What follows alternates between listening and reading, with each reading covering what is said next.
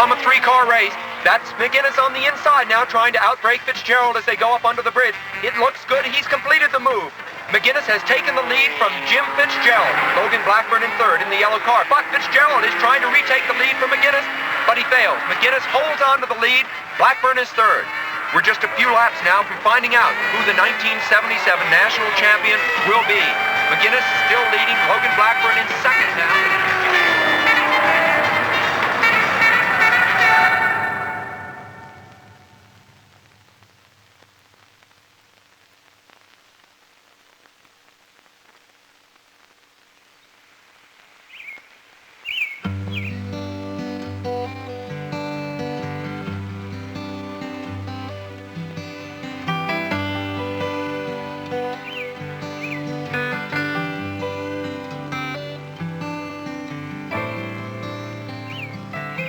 This is Lime Rock, Connecticut.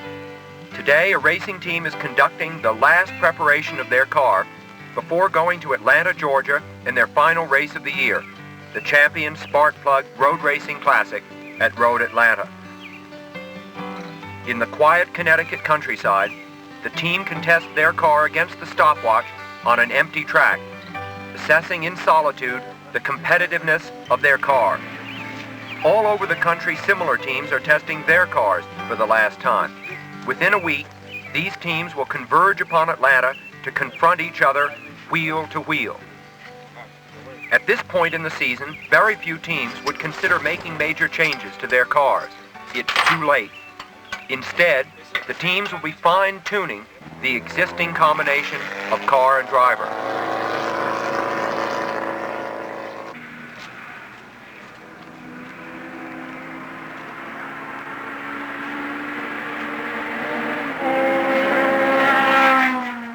Road Atlanta is a racetrack set in the red clay and pine-covered hills of northern Georgia. Its name is synonymous with a very special event in the world of racing, the Sports Car Club of America's annual championship runoffs, an Olympic Games of sports car racing. I'm Sam Posey, and that is the start-finish line at Road Atlanta. For the past 10 years, I've been making my living as a professional racing driver, driving in events like the Indianapolis 500, the 24 Hours of Le Mans, and a wide variety of other Grand Prix and sports car races. The tradition of the Road Atlanta runoffs is 14 years old, and with each year, the event has grown in size and importance. Competing here this November will be over 500 drivers driving a wide variety of cars. Most of these cars will be sports cars similar to those manufactured for ordinary street driving. Of these, some will have been so highly modified as to be barely recognizable. Others will remain almost as they come from the showroom, with little more than numbers on the doors and a roll bar for safety. A few will be pure racing cars, open-wheel single-seaters like this one, built exclusively to be raced. Year-long competition nationwide has produced the best cars and drivers from the thousands who compete. These few will race here for the national championships.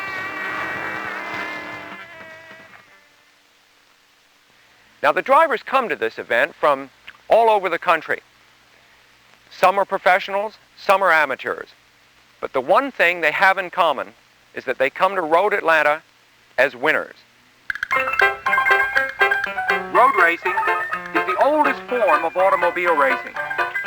In the beginning, in the early 1900s, they used to race on open country roads from one town to another.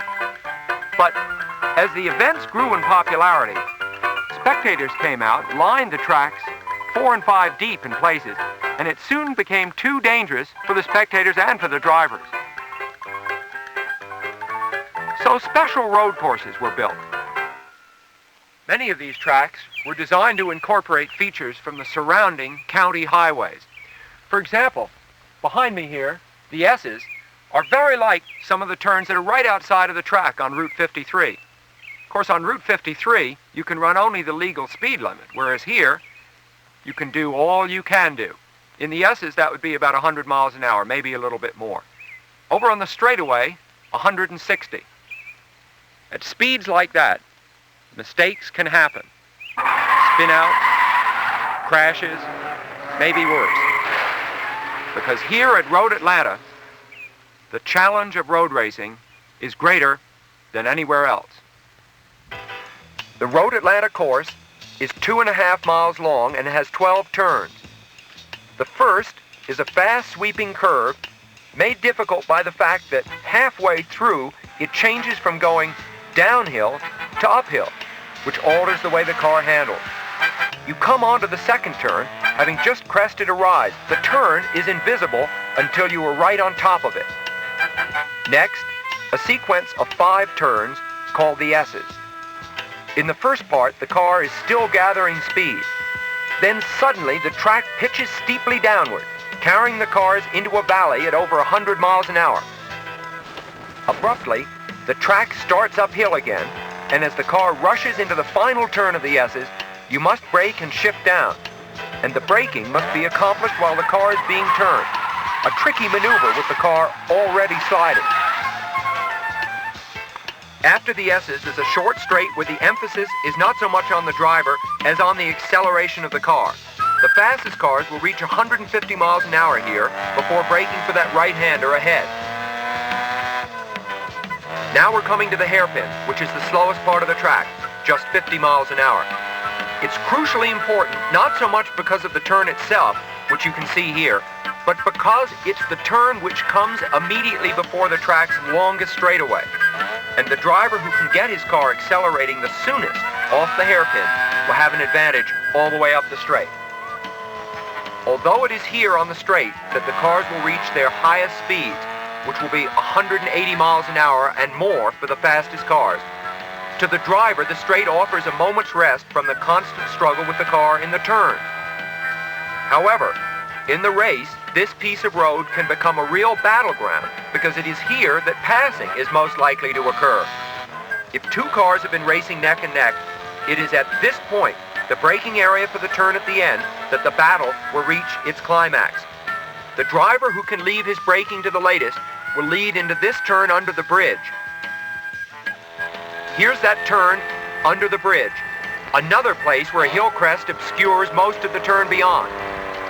And after the bridge, there's this steep downhill plunge into this easy sweeper just before the finish line.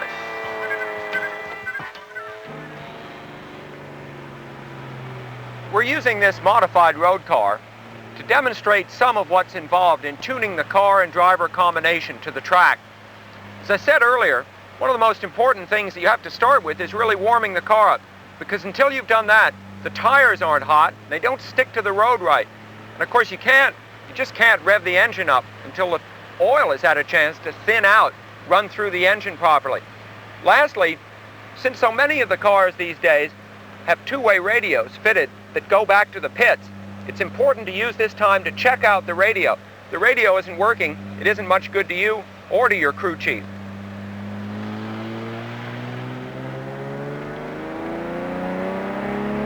With the car warmed up and the driver satisfied with his line around the course, it's up to the driver and his mechanics to get the car's suspension adjusted for maximum road holding.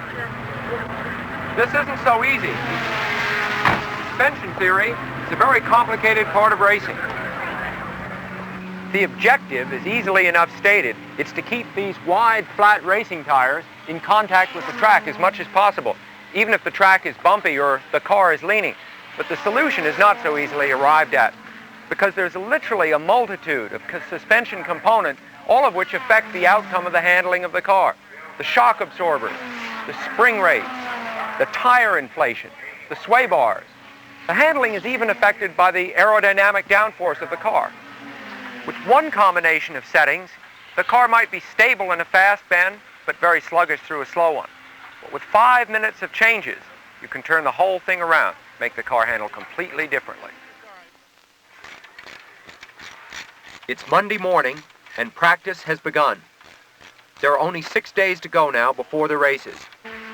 The team that we saw practicing earlier at Lime Rock, Bob Sharp Racing from Connecticut, has a particularly difficult job. They have not 1, but 2 cars. Each runs in a different class and hence in a different race. Each presents its own special problems during practice. Friday was an eventful day. With this car, a Datsun 200SX, they broke the track record and then blew their engine. They installed their spare engine over the weekend. Meanwhile, the team flew one of the men back to Connecticut to build up another engine, just in case. The main responsibility for the cars rests with the crew chief, Gene Crow. Crow, a grandfather, is hardly the hellraiser some people think of when you mention automobile racing. Instead, like so many of the other top men in the racing profession, he has worked many hard years at his craft. Bob Sharp is the team's owner. A brilliant driver and the winner of 9 national championships, he retired 2 years ago after a bad crash. To drive his cars, Sharp has chosen an accomplished young driver, Bruce McGinnis, a man who has yet to win a national championship, but who has a chance to win not just 1, but 2 this weekend. On the second day of practice, any further tuning of the cars was thwarted by an abrupt change in the weather. It rained, making the track slow, slippery, and extremely dangerous. At less important races, most teams would have let their cars sit safely in the pits. But here at Road Atlanta, the racers took the chance of practicing on the dangerous pavement to get experience, just in case it also rained on race day. At the end of practice, the emotions of the 500 teams ranged from despair in the case of teams who had crashed their cars to cautious optimism in the case of teams whose cars were fast and running reliably. The next step would be qualifying, and the weather report forecast a return to good weather.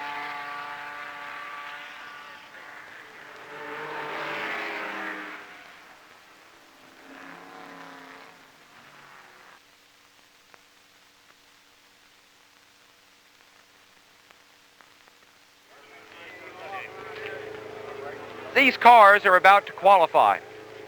Unlike Indianapolis, where only one car is on the track at a time during qualifications, in road racing, all the cars are on the track and all of their laps are timed. Now, only the fastest lap by each car counts for the starting position for that car. When the lineup is made, the fastest cars are placed at the front, and the fastest of all is put on the pole position. Qualifying is always important for prestige, but in the case of a short half-hour championship event like this, qualifying at the front becomes a tactical necessity. In spite of the pressure, there's a great beauty to qualifying that some drivers savor even beyond the excitement of the race. This is the one moment in the whole racing weekend where pure speed is the only objective. The idea is to put together one perfect lap. If you find yourself bunched up with the other cars, drop back and get a clear track. It's only your best lap that counts. The pit crew keeps you informed of your times and the times of your closest opposition. The driver swings onto the track for the warm-up laps, and by now, the layout of the track, the shift points, the braking points, are all second nature. He holds the vision of the entire lap in his mind as if it is a poem he is about to recite. He knows where he can float a front wheel across a curb and save a tenth of a second, and where he can brake a yard deeper and get away with it. Tenths of a second, hundreds, microscopic fragments of time, the essence of making a dozen critical decisions every second. It's totally up to the driver. The effort to drive absolutely on the limit produces, inevitably, mistakes. Some are so small that only fractions of a second are lost as the driver slides too wide or accelerates a moment too late. Other mistakes are more costly, leading to spins or crashes. In recent years, technological advances within the sport have made racing safer, and it is no longer as dangerous as some people suppose. In fact, in all of the crashes during the Road Atlanta week, not one driver was seriously hurt.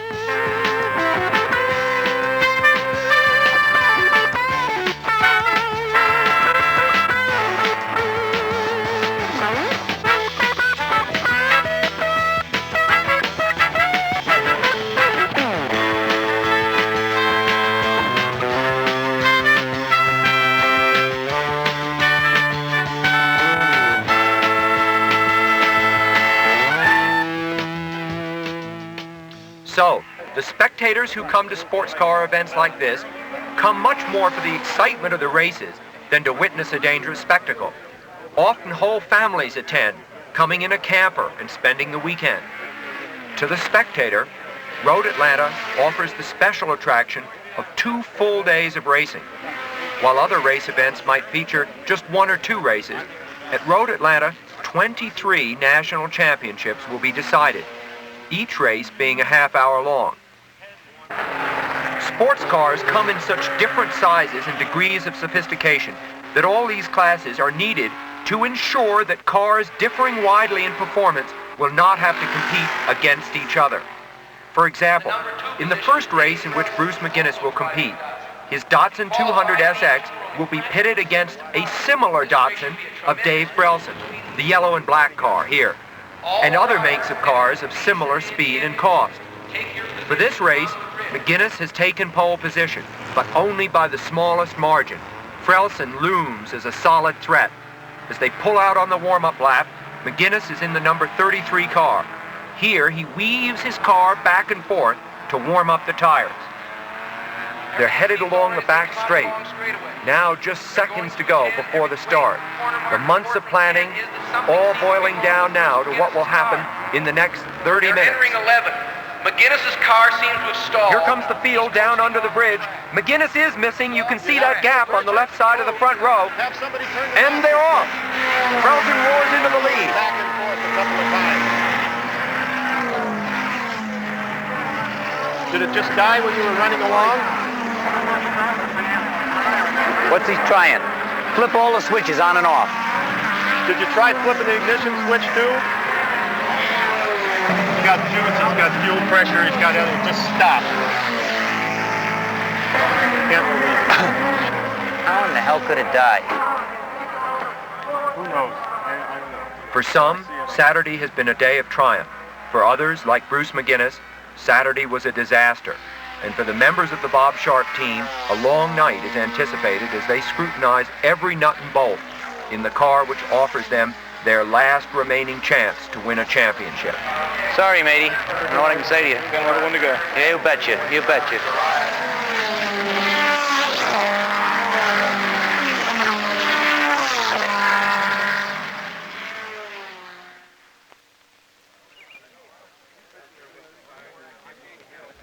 With dawn on Sunday comes new confidence for the team.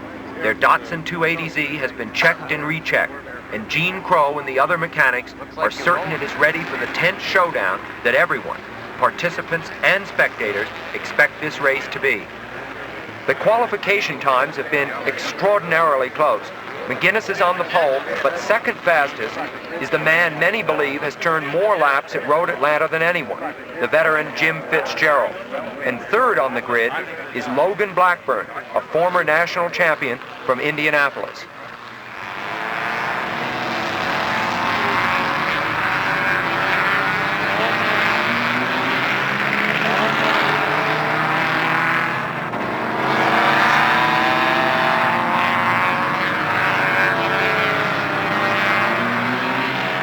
Here are the top 3 contenders coming down through the S's. Directly behind the white pace car is McGinnis. To the right is the white and red car of Jim Fitzgerald. To the left, the yellow car of Logan Blackburn. These 3 cars are nearly identical Datsun 280Zs. If there's any difference between them at all, it's microscopic. We're looking for a race that's going to be decided more by the drivers involved than their machines. They're bunching up now behind the pace car, working their brakes to warm them up. Only half a lap to go now. McGinnis told the press before the race he was going to try to make a break for it on the first lap, get a clear lead. McGinnis is on the inside there. Fitzgerald on the outside in the car with the red hood and top. Just seconds to go now before the start. They're jockeying for position. They're coming down through the last turn. The green flag, and they're off. McGinnis has taken the lead. Jim Fitzgerald is second. Bruce McGinnis there leading. Fitzgerald second. Logan Blackburn in the yellow car third. They start down into the S's. McGinnis has made good his plan to take an early lead. We'll see now whether he can pull away. Fitzgerald right behind him as they come up into the hairpin.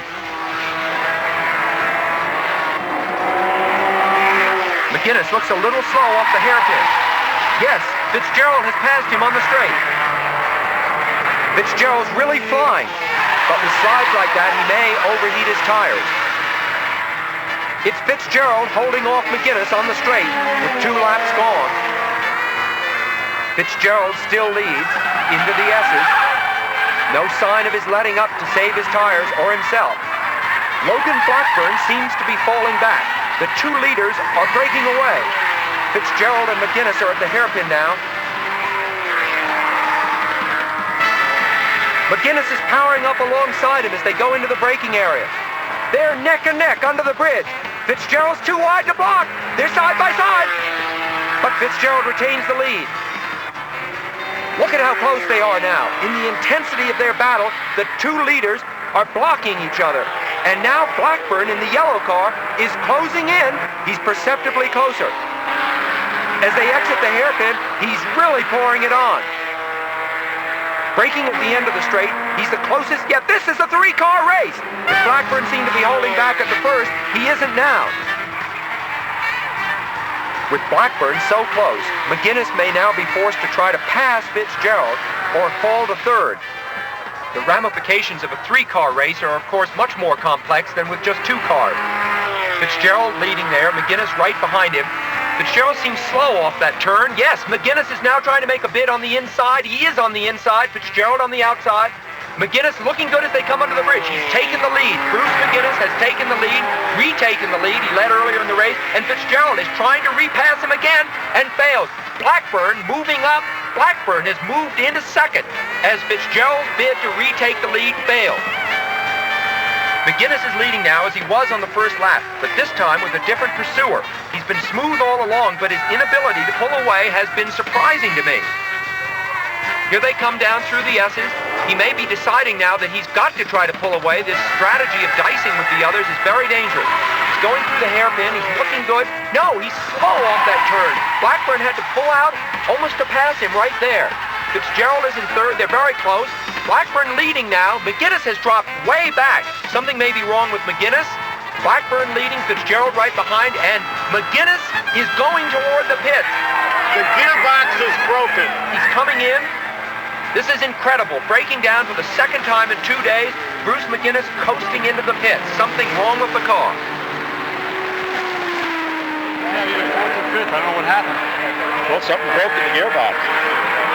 Never done it before. Hey, matey, that's racing. Come on. If we were going after something that we won all of them, it wouldn't be racing. Just a... I know, hey. You know, everything was working. I think it was going Logan Blackburn is leading now. Since the start, every move he's made has been right. Logan Blackburn, driving the course expertly, is outdistancing Fitzgerald. Just 2 turns to go now. It's all Logan Blackburn in that beautiful yellow car. And he takes the checkered flag. Logan Blackburn, the 1977 winner. This year it was yours. Yeah, this year everything went our way, so it was the car was perfect. This ran tremendous the whole race. Well, in the early going there, while Bruce and Fitzy were kind of battling it out, it looked like you might be laying back, or maybe not. We're not sure, but once Bruce went out, you got back up front there. It was your race. It's a lot of work to do that. I'm happy where I'm at right now. Well, a fine job. We congratulate you, Logan. We look forward to seeing you back here next year.